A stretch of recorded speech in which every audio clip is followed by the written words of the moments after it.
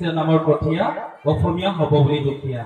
গতিকেলৈ মই ভাবিছো যে যদি মুৰ্মীৰ দৰে প্ৰতিজন অসমীয়া চিন্তা কৰে নিজৰ ঘৰখনৰ বাহিৰে কণ কণ ছাত্ৰ ছাত্ৰী মোৰ ভাইটি ভণ্টিসকলৰ কাৰণে যদি চিন্তা কৰে তেতিয়াহ'লে কেতিয়াও এই এখন অসমত অসমীয়া দুখীয়া হ'ব নোৱাৰে।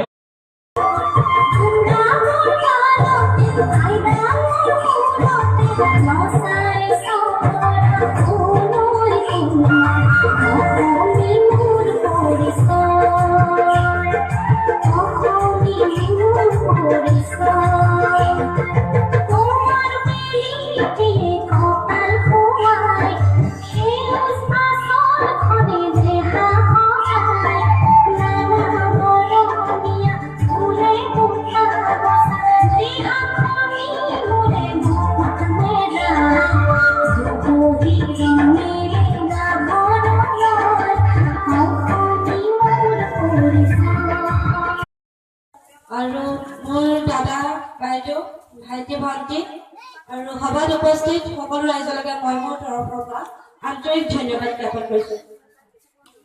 আহি আজি আমি বছৰটো শেষ ভাগত উপস্থিত হৈছো আৰু সেই গোটটোৱে কালি এবছৰত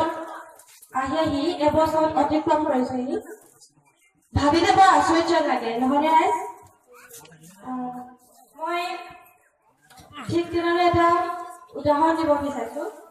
এটা ফুলৰ পুলি যিদৰে লাহে লাহে ডাঙৰ হৈ ধুনীয়াকৈ ফুলিবলৈ আৰম্ভ কৰে, ঠিক তেনেদৰে আমাৰ গোটটো